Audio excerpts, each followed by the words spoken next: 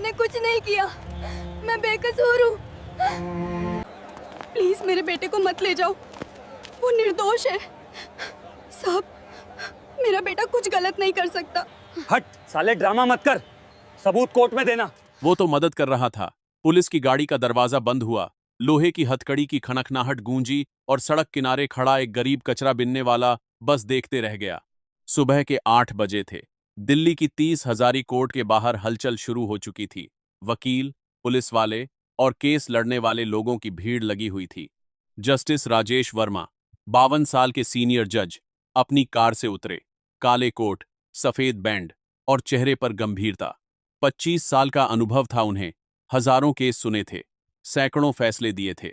लेकिन आज की सुबह कुछ अलग होने वाली थी। जज साहब कोर्ट की सीढ़ियों की तरफ बढ़े। उनके हाथ में फाइलें थीं, दिमाग में आज के केसों की लिस्ट। लेकिन तभी जेब से उनका पर्स फिसल कर नीचे गिर गया। एक हल्की सी आवाज हुई, लेकिन भीड़ और शोर में जज को सुनाई नहीं दिया। वो आगे बढ़ते रहे। पर्स जमीन पर पड़ा था, भूरे रंग का लेदर वॉलेट, मोटा, भरा हुआ। तभी एक 14 साल का लड़का वहां से गुजरा। फटे कपड़े, गंदे जूते, चेहरे पर धूल, हाथ में एक प्लास्टिक का डिब्बा जिसमें चाय की केतली और कुछ गिलास थे। उसका नाम था राजू। राजू कोर्ट के बाहर चाय बेचता था, रोज सुबह 7 बजे से शाम 7 बजे तक। एक कप चाय 5 की। दिन भर में मुश्किल से 150-200 कमाता था। राजू की नजर पर्स पर पड़ी। वो रुका, झुका, पर्स उठाया। उसने चारों तरफ देखा। किसी ने नोटिस नहीं किया। राजू ने पर्स खोला। अंदर 10 शून्य की नोट की गड्डी, पैन कार्ड, आधार कार्ड, क्रेडिट कार्ड। राजू के हाथ कांप गए। 10 शून्य। उसने जिंदगी में इतने पैसे कभी एक साथ नहीं देखे थे। उसकी मां बीमार थी, दवाइयों के लिए पैसे चाहिए थे, घर का किराया बाकी था, छोटी बहन की फीस नहीं भरी थी। 10 शून्य से सब कुछ हो सकता था। लेकिन राजू ने पैन कार्ड देखा, जस्टिस राजेश वर्मा लिखा था। जज साहब का पर्स है। राजू ने सोचा, फिर उसे अपनी मां की बात याद आई। चाहे कितनी भी मुसीबत हो, किसी और का हक मत लेना, ईमानदारी से जियो, भगवान सब देखता है। राजू ने पर्स बंद कर दिया, चाय की केतली वहीं छोड़ी और जज की तरफ भागा। जस्टिस वर्मा अपने चैम्बर में पहुंच चुके थे। फाइलें खोलने ही वाले थे कि सर रुकिए। पीछे से एक तेज आवाज आई। एक गरीब लड़का हांफते हुए दौड़ा आ रहा था। सिक्योरिटी ने उसे रोकना चाहा। अरे रुक, कहां जा रहा है? लेकिन राजू चिल्लाया, सर आपका पर्स गिर गया था। जज साहब ने जेब में हाथ डाला। पर्स नहीं था। क्या? वो चौंक गए। राजू पास आया, हांफते हुए पर्स जज के हाथ में थमाया। सर, ये आपका गिर गया था बाहर। जज ने पर्स लिया, खोला। अंदर सब कुछ वैसा ही था। 10 शून्य की पूरी गड्डी, सारे कार्ड। जज साहब हैरान रह गए। उन्होंने राजू को ऊपर से नीचे तक देखा। फटे कपड़े, गंदे हाथ, बेहद गरीब। तुम्हें ये कहाँ मिला? जज ने पूछा। सर, सीढ़ियों पर, आप चले गए थे, पर्स वहीं गिर गया था। जज ने फिर पर्स चेक किया। एक एक नोट गिना, पूरे 10 शून्य थे। तुमने पर्स खोला था? राजू ने सिर झुकाया। जी सर, ये देखने के लिए कि किसका है। और तुम्हें पैसे दिखे? जी सर। तो तुम्हें लालच नहीं हुआ इतने पैसे देखकर? राजू ने मासूमियत से जवाब दिया, सर पैसे तो दिखे, लेकिन ये तो आपके हैं ना, किसी और का मैं नहीं लेता। मेरी मां ने सिखाया है, दूसरों का हक मत लो। जज की आंखों में अचरज था। इतना गरीब बच्चा, इतना ईमानदार। उन्होंने पर्स से 500 निकाले और राजू की तरफ बढ़ाए।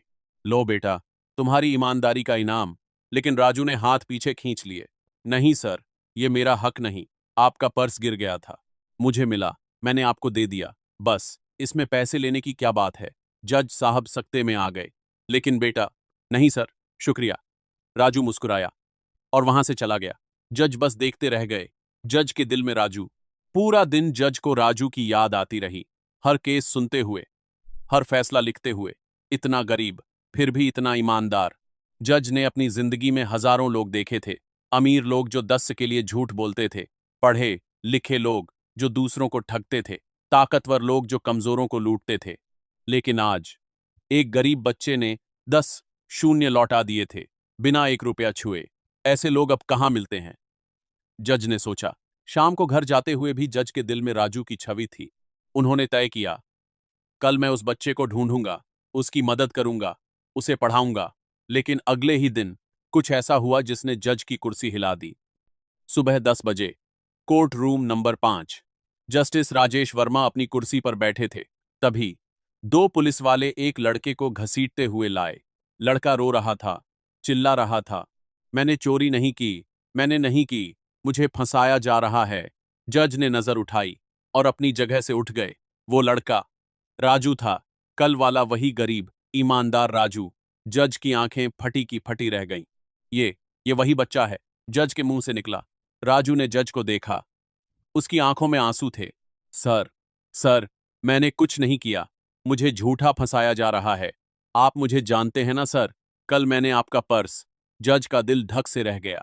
जो बच्चा कल 10-0 लौटा गया था, आज उस पर चोरी का इल्जाम, ये कैसे हो सकता है? जज साहब ने हथौड़ी बजाई। Order, order. कोर्ट रूम में शांति हो गई। जज ने पुलिस इंस्पेक्टर की तरफ देखा। इंस्पेक्टर, इस बच्चे पर क्या इल्जाम है? इंस्पेक्टर ने फाइल खोली। सर, इस लड़के पर 1 लाख की चोरी का इल्जाम है। मुकदमा दर्ज कराने वाले का नाम है मनोज सक्सेना। यह लड़का उनके घर में काम करता है, झाड़ू, पोछा, बर्तन धोना, ऐसे काम। सक्सेना जी ने फर दर्ज कराई है कि इस लड़के ने उनकी अलमारी से 1 लाख चुराए हैं। जज ने राजू की तरफ देखा। राजू सिर झुकाए रो रहा था। और सबूत? जज ने पूछा। सर, पैसे इसी के घर से मिले हैं, एक काले बैग में। हमने रेड मारी तो वो बैग इसके झुग्गी में छुपा हुआ था। बैग के अंदर ठीक 1 लाख थे। जज के माथे पर बल पड़ गए। कल वाला वही बच्चा जिसने 10-0 नहीं लिए, आज 1 लाख चुरा लिया। कुछ गड़बड़ है, जज ने मन में सोचा। जज ने राजू से पूछा, राजू, तुम्हारा नाम राजू है ना? राजू ने सिर उठाया, आंसू पोंछे। जी सर। तुम मनोज सक्सेना के घर काम करते हो? जी सर, मैं वहां बर्तन धोता हूं। सुबह शाम 3,000 महीने के मिलते हैं। और तुमने 1 लाख चुराए? राजू जोर से चिल्लाया, नहीं सर, मैंने नहीं चुराए, मैंने कभी किसी का कुछ नहीं लिया। आप तो मुझे जानते हैं सर, कल मैंने आपका पर्स लौटाया था। अगर मैं चोर होता तो वो पैसे क्यों लौटाता? जज को राजू की बात सही लगी। उन्होंने पुलिस इंस्पेक्टर से कहा, मुझे इस केस में कुछ अजीब लग रहा है, तहकीकात पूरी नहीं लगती। मैं चाहता हूं कि इस केस की दोबारा जांच हो। मनोज सक्सेना 45 साल का मोटा अमीर आदमी आगे आया।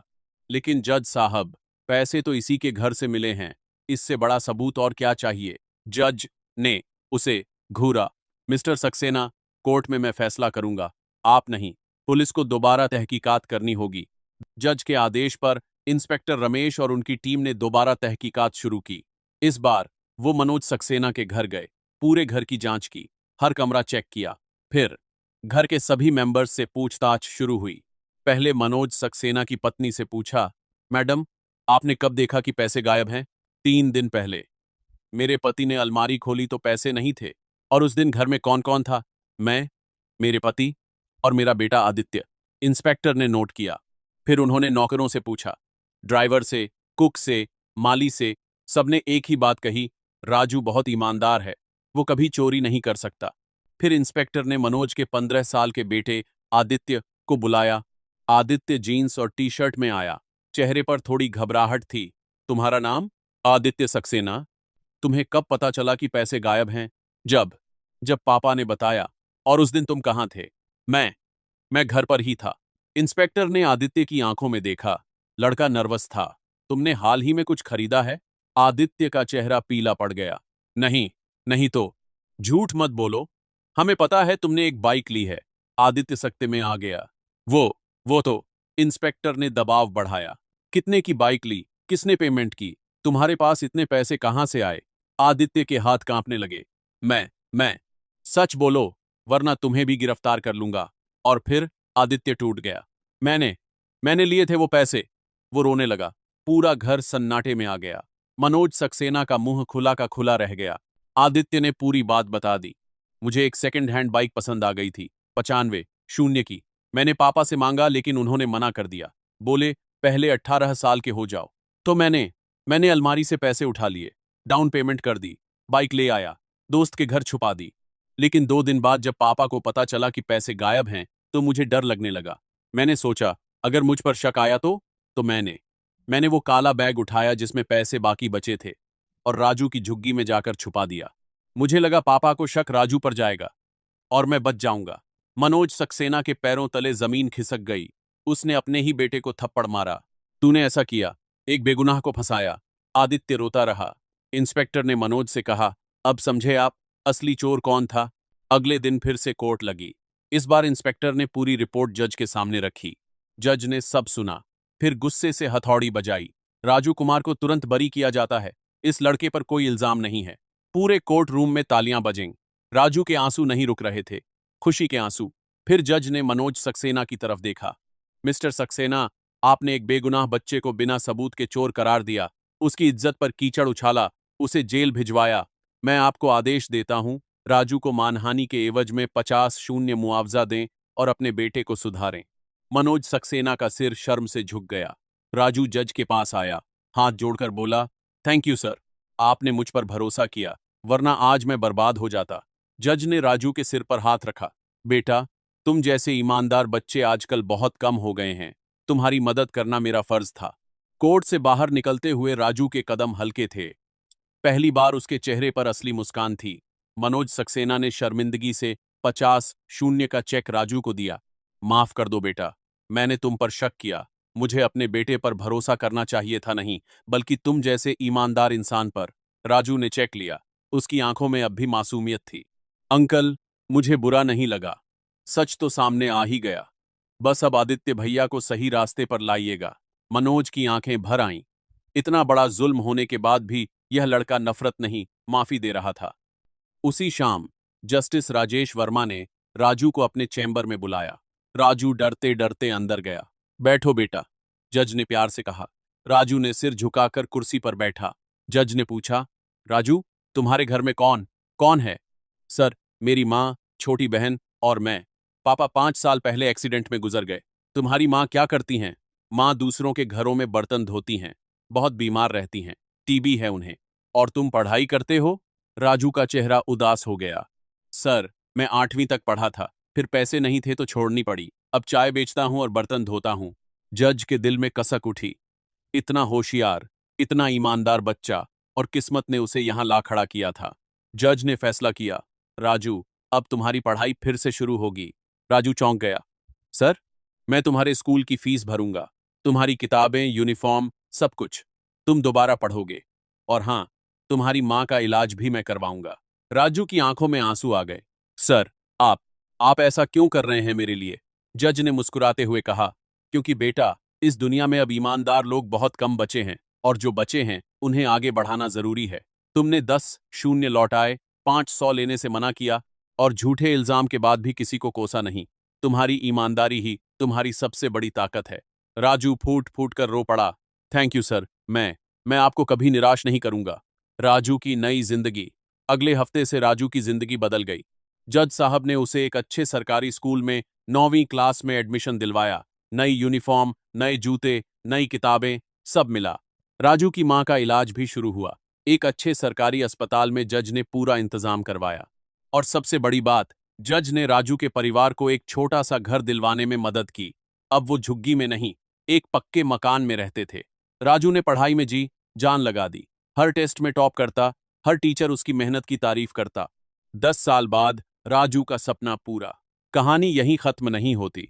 10 साल बाद राजू, अब 24 साल का, एक कॉलेज के सामने खड़ा था। हाथ में एक डिग्री थी, बैचलर ऑफ लॉ। राजू वकील बन चुका था। और आज उसका पहला दिन था। जस्टिस राजेश वर्मा की कोर्ट में, कोर्ट रूम में राजू काले कोट में खड़ा था। हाथ में फाइलें थीं, चेहरे पर आत्मविश्वास। जज साहब ने उसे देखा, आंखों में गर्व था। केस खत्म होने के बाद राजू जज के पास गया। सर, आज मैं यहां हूं सिर्फ आपकी वजह से। आपने मुझ पर भरोसा किया, आपने मुझे इंसाफ दिलाया, आपने मेरी जिंदगी बदल दी। जज ने राजू के कंधे पर हाथ रखा। नहीं बेटा, तुमने अपनी जिंदगी खुद बदली। मैंने तो सिर्फ तुम्हें एक मौका दिया, बाकी सब तुम्हारी ईमानदारी और मेहनत का नतीजा है। राजू ने हाथ जोड़े। सर, अब मैं भी वही करूंगा जो आपने किया। मैं गरीबों के लिए, बेगुनाहों के लिए लड़ूंगा। मैं उन लोगों की आवाज बनूंगा जिनकी कोई नहीं सुनता। जज की आंखों में आंसू आ गए। मुझे तुम पर गर्व है राजू। राजू की कहानी यहीं खत्म होती है। एक चाय बेचने वाला गरीब लड़का आज एक वकील था। उसकी मां स्वस्थ थी, उसकी बहन पढ़ रही थी, और वो खुद न्याय के लिए लड़ रहा था। और ये सब हुआ सिर्फ ईमानदारी की वजह से। राजू ने एक दिन 10 लौटाए थे, और जिंदगी ने उसे करोड़ों गुना वापस दिया, इज्जत, शिक्षा और एक नया मुकाम। आज का सबक, दोस्तों, यह कहानी हमें सिखाती है, ईमानदारी सबसे बड़ी दौलत है। राजू ने 10 शून्य नहीं लिए, लेकिन जिंदगी ने उसे बहुत कुछ दिया। सच हमेशा सामने आता है। राजू बेगुनाह था और सच्चाई की जीत हुई। गरीबी कोई अपराध नहीं। राजू गरीब था, लेकिन उसका चरित्र अमीरों से ऊंचा था। भरोसा और मौका देना जरूरी है। जज ने राजू पर भरोसा किया और राजू ने वो भरोसा सही साबित किया। मेहनत और ईमानदारी कभी बेकार नहीं जाती। राजू आज वकील है, अपनी मेहनत से। अगर इस कहानी ने आपके दिल को छू लिया हो, अगर आपको लगता है कि ईमानदारी सबसे बड़ी ताकत है, अगर राजू की जिंदगी ने आपको प्रेरित किया हो, तो इस वीडियो को एक जोरदार लाइक जरूर करें और कमेंट में लिखें, ईमानदारी ही सबसे बड़ी दौलत है। इस कहानी को अपने दोस्तों और परिवार के साथ शेयर करें, ताकि सब जाने कि ईमानदारी कभी बेकार नहीं जाती। और हाँ, ऐसी ही दिल को छू लेने वाली, न्याय से भरी और जीवन का सच सिखाने वाली कहानियों के लिए हमारे चैनल को सब्सक्राइब और फॉलो करना बिल्कुल मत भूलना। अगली कहानी में फिर मिलेंगे, एक नया सबक, एक नई प्रेरणा और एक नया जीवन का पाठ लेकर। तब तक के लिए ईमानदार बने रहिए, सच बोलते रहिए और कभी हिम्मत मत हारिए। जय हिंद, जय सत्य, जय न्याय।